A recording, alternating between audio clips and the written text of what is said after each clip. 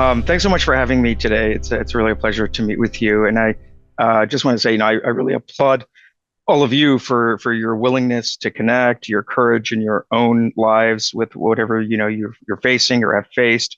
It's really great to see that. And in addition to my day job working in a pharmaceutical company as a medical affairs director, as Montessa mentioned, do sit on the board of a patient advocacy foundation to help patients with two autoimmune skin diseases. So it's given me, and I've been involved with that organization for over 10 years. It was due to my mother getting one of the particular diseases. And so I've just kind of been near this environment for a long time and really, enjoy talking to patients and trying to help them out in whatever way possible, whether it's emotional, scientific support, finding a doctor. So today, what I wanted to do was to tell you a little bit about Jazz Pharmaceuticals, where I work, and talk a little bit about the drug that we work on for small cell lung cancer, which is called Lurbinectedin or Zepzelca, and give you a sense of some of the activities we have around it and highlight some of the trials that we have.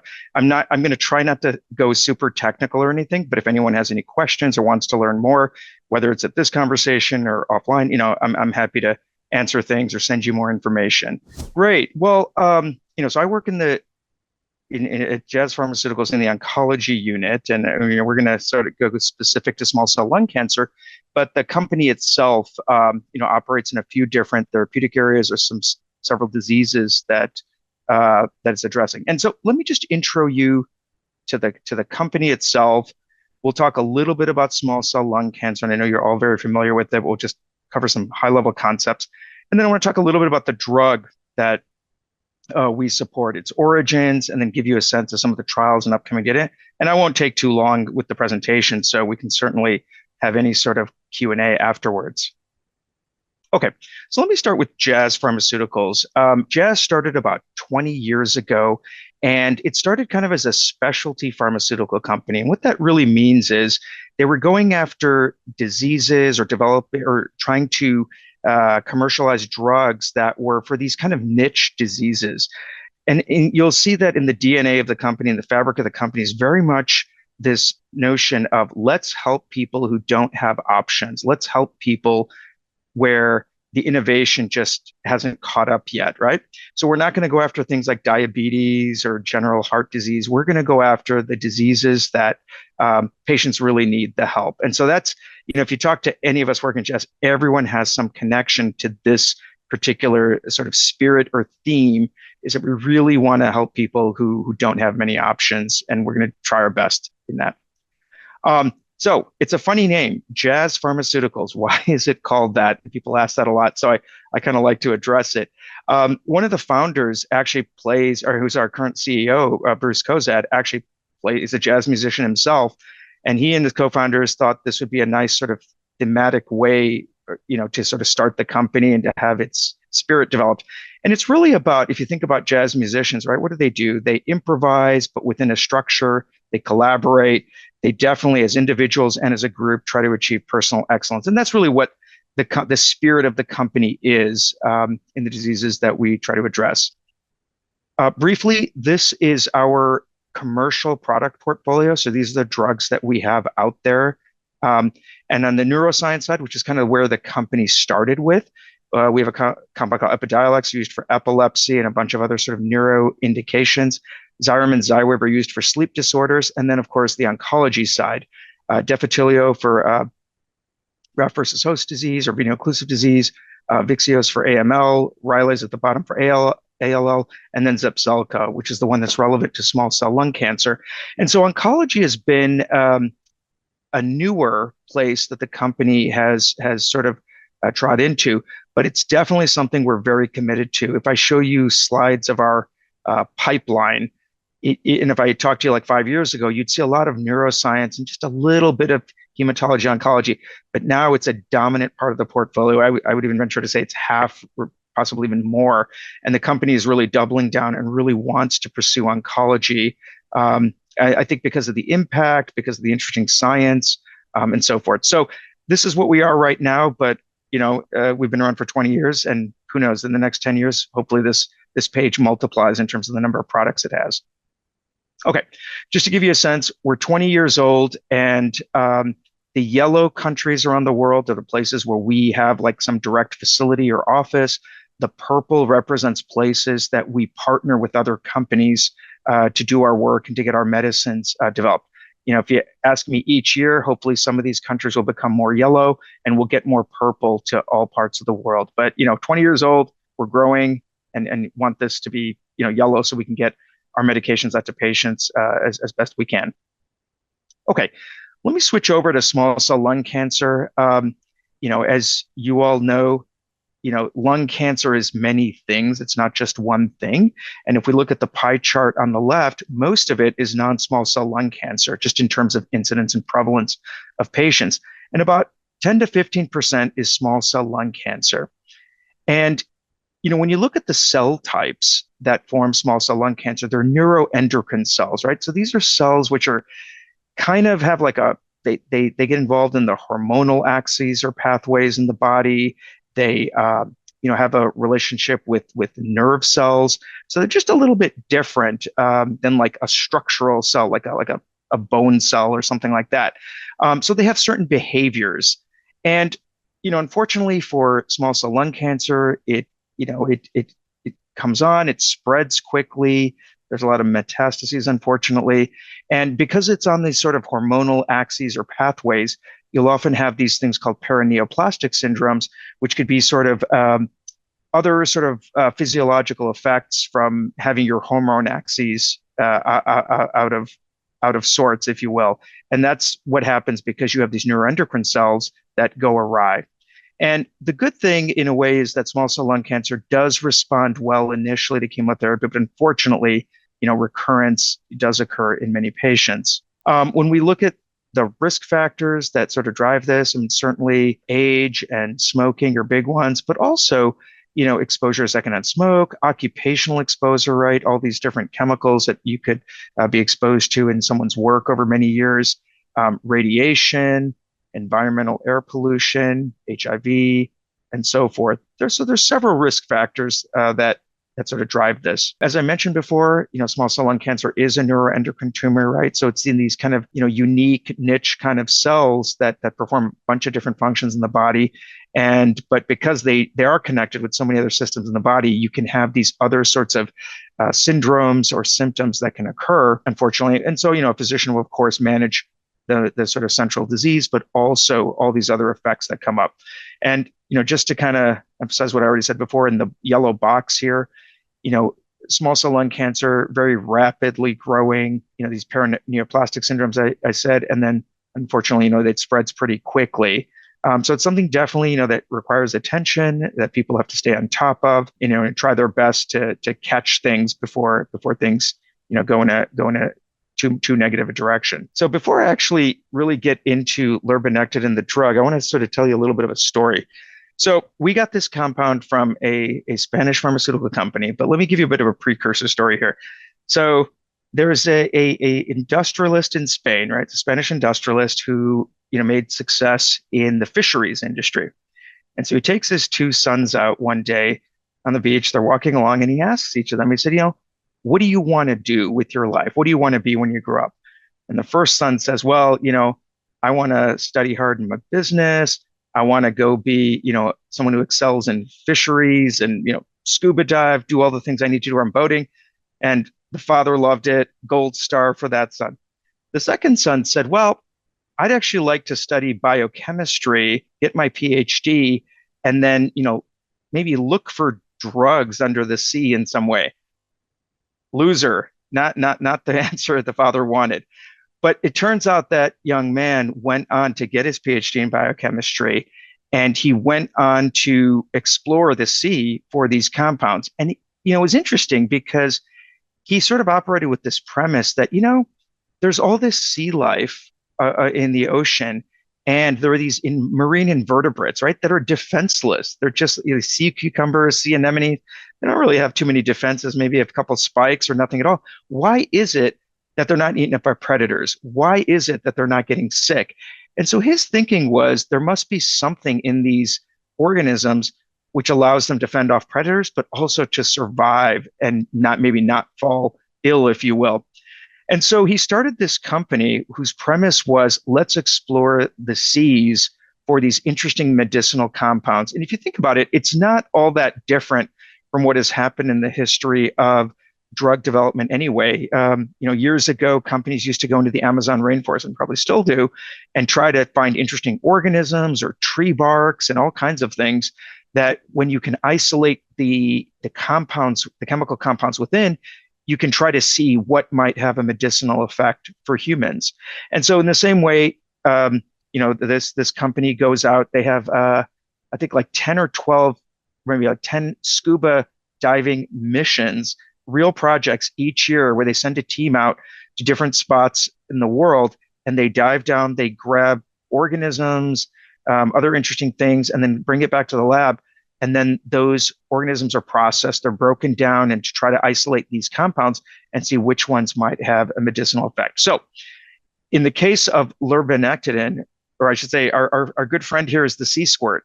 The sea squirt is where we get this particular agent called trabectedin, which was discovered quite some time ago. And trabectedin was approved later for ovarian cancer, I think with Johnson & Johnson. And lurbinectedin, which is the drug that we work on today, is a synthetic analog based on trabectedin. So based on what they found in the sea. And so I'm not going to get too technical here, but I want to give you a sense of what this drug does. And there's kind of two broad sort of ways in which it acts. And, a lot of times chemotherapies will just kind of blast everything in their path, right? And they try to damage the DNA. And because this cancer cells, tumor cells are rapidly dividing, they tend to be the ones that disproportionately feel the brunt of these chemo drugs. But unfortunately, the side effects are that, well, we hit some of our healthy cells too, and the patients don't feel too great in this. And so, it's interesting to find different mechanisms to help us combat cancers. So with lurbinectedin, there's kind of two broad ways this acts. And on the left side here is that what basically lurbinectedin does is it interferes with this like runaway DNA transcription. So if you all remember from high school biology, in each of our cells in the nucleus is our DNA. And to make that sort of actionable, right? DNA is just a blueprint, but you have to have a construction crew that comes in, reads those instructions and builds the proteins and things we need in our body. And unfortunately, in small cell lung cancer, as well as some other cancers, that process where we try to read the blueprints and build things has kind of run away, kind of like a runaway train. It just keeps going and going and going, and it doesn't stop. Somehow the brakes are not there. So this here, if you can see this figure here, this like light pale blue figure, is an enzyme that basically is reading those blueprints and translating it into an instruction set that can go into other parts of the cell, and then proteins can be built off it. And so what lurbinectedin does, it comes in, it binds our DNA, or binds the DNA in tumor cells, and it basically interferes with this process and tries to put some stoppage to it. It tells this construction crew, stop doing what you're doing because it's not good for us. And it takes the machinery of the cell, like this enzyme that's reading the blueprints, and basically slates it for destruction. And it interferes with this entire process of the construction crew doing its thing. So that's one aspect of it. And this is called interfering with oncogenic transcription.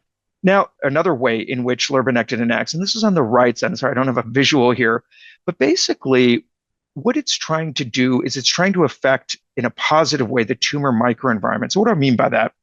So cancer cells, unfortunately, are very wily. They're very smart, right? You try to get them in one way, and they'll figure out some other way to get around you. Our bodies are pretty good at trying to fend off organisms, tumor cells, but sometimes they're pretty sly, and they get around our defenses. And what they do is they create like an environment around them that ends up being kind of unhealthy for us, but very good for the tumor. So they might somehow sort of capture immune cells, which really should be our friend, but they kind of capture the immune cells and kind of reprogram them and say, you're now working for me.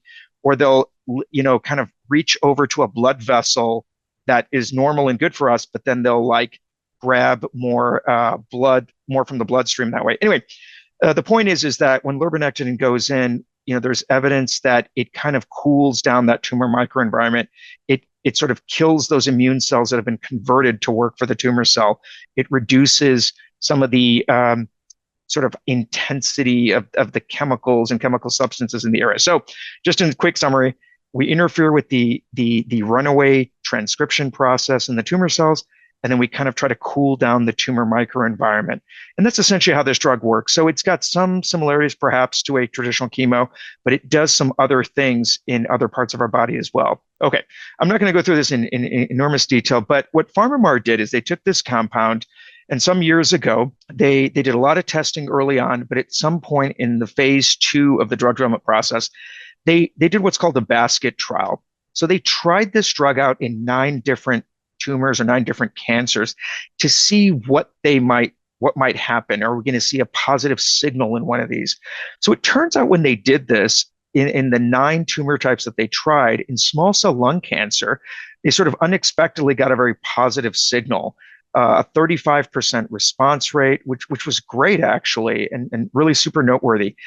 And just to go rewind for a second, the kind of patients they took into this were people who had first-line chemo, oftentimes platinum-based therapy. And they took people who were, if you're familiar with the ECOG scores, which is sort of like your level of sort of function, these were people who were kind of, functioning very well or kind of middle functional capability. And they gave these patients this lurbinectedin, once a week, every 3 weeks, and then kind of saw what happened, right? Now, just as a trial thing, some of you may be familiar with GCSF or granulocyte colony stimulating factor, which is kind of like a growth factor that kind of helps you recover. It kind of brings your bone marrow back into shape.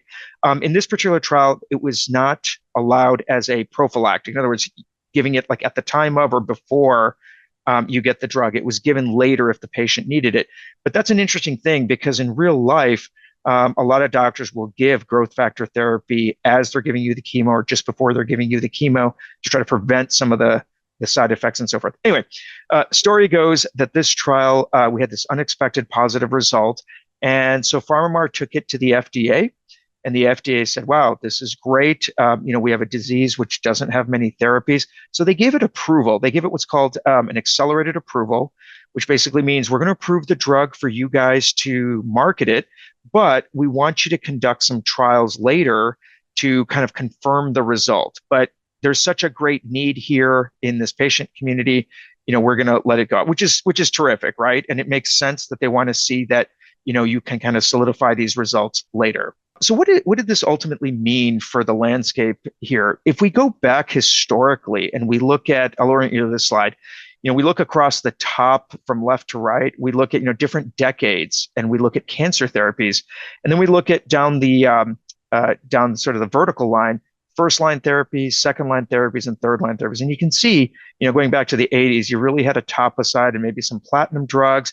You go into the 2000s, you add on some other chemotherapies. And then very importantly, in 1998, you had topotecan come out. So that was like, at least in the last 20, 25 years, the first approved therapy in second line.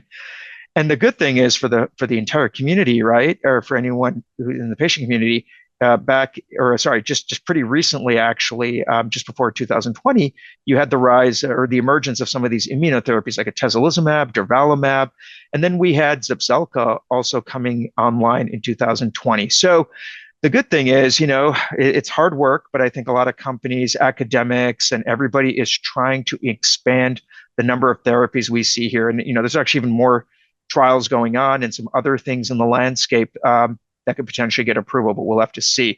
But the tricky part is, a lot of times when the FDA gives you accelerated approval, they do want to see that you can confirm those results. And unfortunately, in the case of, if you look here at third line therapy, nivolumab and pembrolizumab, they came out, got the accelerated approval, but when they did their confirmatory trials, unfortunately, they didn't get the results they wanted. So those were pulled back.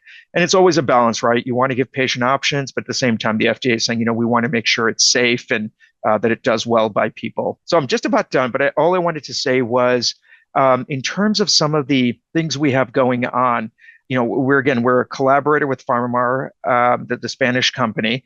And so we continue to, work on Zepzelca, and we're doing a lot of sort of small studies around real world population performance, and so forth to try to get data out there that gives us a sense of how the drug is working, how doctors are using it, how patients are doing. We've got a trial, a phase 4 trial where anybody taking Zepzelca can basically join. And we just follow them to kind of see what happens, right? What's your efficacy? What's the safety profile look for you? How are doctors dosing it? How many cycles are going on to? So these are the kinds of things that we want to continue to get data on, and we'll release it regardless of what the results are, but it may help inform doctors and patients as to how the drug is being used and used best. We've also got a couple of phase 3 trials. One is looking at the use of Zepzelca or lurbinectedin in first line maintenance specifically. And that'll probably release results, I think, in 2025. So you might, hopefully, fingers crossed, that works. And so we'll see lurbinectedin in kind of both places, first line, second line, and beyond. And then we have another trial being run by our partner PharmaMar, the Spanish company, which is looking at lurbinectedin and lurbinectedin in combination with some other drugs and comparing it against some other standard of care. And that's the confirmatory trial, right? If we can show that lurbinectedin has positive effect there, and it's fine if the other drugs have positive effect too, but if we show that we're positive, then hopefully the FDA will then convert that accelerated or conditional approval into a full approval. So I just want to give you a quick sense of some of the other activities going on and some of the other things that we're working on. But all of this to say, I appreciate your time and your listening, but I want to give you a very quick snapshot of the kinds of work that we're doing here at Jazz. Have you met your accrual rate for having people that are on I can't even say lurbinectedin. Zepzelca. Have you met the accrual? Are you still accepting patients in that trial? Yeah, absolutely. So there's a few of them.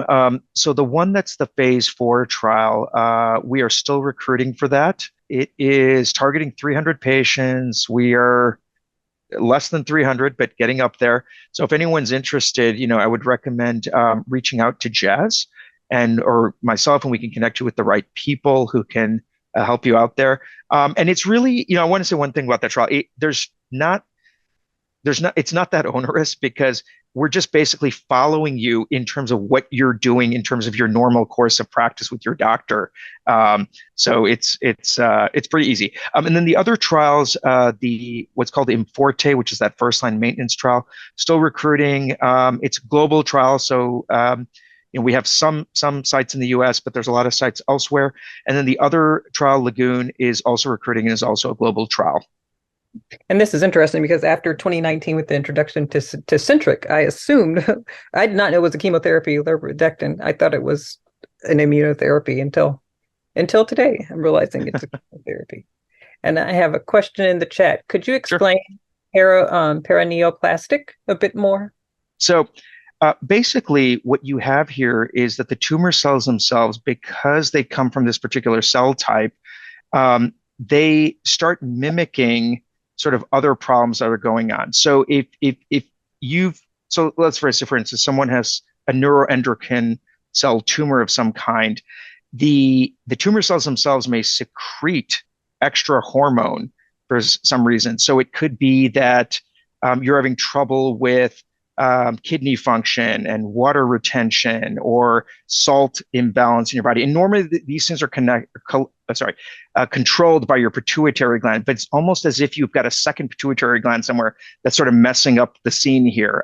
So I liken it this way. If you're like an air traffic controller, like your pituitary gland is, and you're managing the body functions, and then all of a sudden someone puts a bunch of airplanes on your radar that you did not authorize, now you've got to deal with that. So it's mimicking something that your hormonal, your glands, your organs do, like your adrenal glands, and it's kind of a runaway. We can't really control it. So I hope that helps. It's again like a mimicking of something in the body, and we're not able to control it. So it comes across like another set of diseases that are usually hormonal in nature. Where are the Zepzelca trials? Is travel necessary? Yeah. What I might suggest for this, if you're able to log on to clinicaltrials.gov, so clinicaltrials, one word, .gov. It lists a bunch of trials that are being conducted at academic or by academic institutions or by pharma companies. And in there, usually at the bottom, they list all the different sites, places that they're conducting the trial. That might be the easiest place to start. So if you're interested in any of the lurbinectedin trials, you could type in lurbinectedin or perhaps Jazz Pharmaceuticals, and you should be able to find that profile of the trial. And it'll describe for you the trial, tell you how many they're trying to enroll, and give you a sense of contacts as well as what facilities or what sites they're looking at. That might be the easiest way to start. Is that a chemo drug? The question was, is that a chemo drug? Yeah. Okay, that's an interesting question. So if you read our official documentation, like our prescribing information, it will refer to it as an alkylating drug, which is a way that a lot of chemo drugs work. So that's sort of the official, yes, I would say in that sense, we're a chemo drug. But I did want to just point out, like I did like about 15 minutes ago, that, lurbinectedin does seem to do some other things. So I would call it a chemo, and I think that's fair. But I think if you talk to your doctors, some of them might say it's a chemo. Some of them might say, well, it seems to be doing something with the immune system too.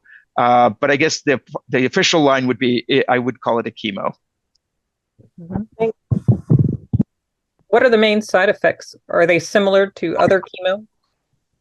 Yeah, I would say the types of side effects that you get are similar. Things like myelosuppression, which basically means like you're putting a lot of stress essentially on your immune cells in your bone marrow, right? Or your red blood cells and other sort of cells in the immune system, your like neutrophils and all these sorts of things that help you kind of stay healthy. You're putting a lot of stress on them. And then there might be some other effects that people have, like they would with other oncologic drugs, unfortunately, some GI symptoms, diarrhea, all that sort of thing. And then, but I would say the main one for a lot of oncologic drugs is myelosuppression. Now, what I would say here is we do have myelosuppression, but I think depending on how you look at it, right, it's not just, yes, you have it or no, you don't. It depends on how severe it is. It depends on sort of how it manifests. I would say in general, and this is sort of my assessment, is it's a relatively benign safety profile. I mean, there are some other drugs where you're getting hurt pretty hard from a safety point of view or side effect point of view. This one's relatively benign. If you look at our, so we have, there's this thing called neutropenia, right? You're affecting certain cells in your bone marrow, and which will help you with preventing infection and managing infection. And, one of the things that oncologists really worry about is febrile neutropenia, meaning you have the neutropenia, right? The reduction in your neutrophils, but you also have a fever. You're kind of sick. Some drugs will have very double-digit rates of this phenomenon, febrile neutropenia. But in our trial, we had about 5% or so had the febrile neutropenia. So again, talk to your doctor, get their assessment. But I would say on the whole, it's a relatively more benign safety profile. Oh, and then I see also hair loss. Yes, it can happen, but the rate is only 1% in that phase 2 trial. So, this will happen with a lot of oncologic drugs, but I would say relatively speaking, we seem to be at a lower rate. So is this drug more like you talked about in your presentation, maybe those platinum-based drugs can hit all of these cells, like, a massive area. Is this considered to be more targeted? I mean, lack of a better word. Yeah. I know it's not a targeted treatment, but is it right? Is it narrowing down how it's impacting the person negatively? Right. That's a great question. I would not say it's targeted in that sense. I think like platinum, it kind of hits any cells or hits more of the cells that are rapidly dividing and doubling and so forth. And it will, hit some healthy cells too, but you're relying on that the tumor cells are just going crazy and growing, and that's the advantage you have. And in the same way, I think that this drug does that. It's not like some drugs out there in the market that hit this very specific mutational problem or something like that. So it's broad in that it acts like a chemo, but it seems to have these immune effects. But I wouldn't necessarily say it was a super targeted therapy. And what's the delivery model? Like, what's the usual delivery model? for? Yeah, so a patient would go in every 3 weeks for a 1 hour infusion, like other infusional medications. Okay, good. And we have a testimony. Rand said she had Zepzelca successfully for a year and now back on it for 6 treatments. Tiredness is a mate, so that's the same as chemo, I guess. Yep. And she kept her hair. Well, that's great to hear. Glad it was a helpful experience. Yeah, the fatigue is actually one of the side effects that seems to be a pretty high rate, like around 70%. So I don't know exactly why, but that is something to consider along with every other attribute of the drugs as well. How often? You said it's once every 3 weeks, but how many doses are recommended? Like most of the platinum and etoposide, it's 4 rounds of treatment. What's the normal recommendation? Yeah, certainly, I'm not here to give medical advice per se. You should talk to your physician, of course, but we just basically keep on going until there's a toxicity or a progression, or the patient for whatever reason decides they want to take a different direction. But there's no prescribed saying, hey, you can only take 3 cycles and that's it. There have been cases, and I don't want to overgeneralize this, but everyone responds differently to oncologic drugs. But there have been cases like isolated patients who've gone on into double-digit number of cycles. And is this, when they deliver this as a new treatment, is it in combination with another chemotherapy like the platinum? Right. So the platinum is usually in the first line, and so we're indicated for second line and beyond. And it was tested in the sort of phase 2 trial that led to the approval. It was a monotherapy, meaning you just gave lurbinectedin, not in combination with something else. But having said that, we are conducting trials, and PharmaMar as supporting trials, which are looking at the combination of lurbinectedin plus another, particularly immunotherapies of some kind. And I think this is good for the field because it hopefully gives people more options, or if they need more oomph, you've got 2 drugs on board. But you can also hopefully get more evidence out there, and then doctors can figure out with their patients, what's sort of the right way to go. But we're definitely in support of. We've got the monotherapy, but we want to see if it helps when it's done in combination. But for right now, the official indication is for monotherapy. Good. And Rayanne, if you want to share, somebody asked, why did you stop the initial use of it? Did it success? ? I stopped it because I was starting to get a little bit of progression of the disease. But that was 1 treatment shy of 1 whole year. And I will tell you, this time around, I'm tired, but they give me more of an 80%, and that accommodates. And all this other stuff that's going on has nothing to do with the Zepzelca or the cancer. It's my drug of choice. Well, thank you. Any last words for us, Doctor? Oh, sure. Hey, I'll probably just reiterate. I like I said, I absolutely salute all of you for having the courage to face what you're going through or have gone through, and to reach out, to connect. And I applaud your willingness to hear about new things, right? To hear about research, not only important for yourself, but I think when you are more informed, you can also be better for other people in your lives, whether it's lung cancer or something else. And so I absolutely appreciate it. And I wish you all, the absolute best. And we here at Jazz, if you need anything, reach out to us. We'll connect you with the right people. But absolutely, we're all here for you, and want to make sure, we do the best for all of you. So appreciate it. You know what? I do have a question. I forgot. So, okay. And some people don't get chest radiation, right? Although, a lot of time, depending on if the early stage, whatever stage you're in, is a requirement for this drug too that you had both first line treatment with the chemotherapy and radiation to the chest? No, it's not. It's just you had to have a first line chemotherapy. It doesn't require radiation or not radiation. Okay. Thank you. Thank you so much. It was great seeing you.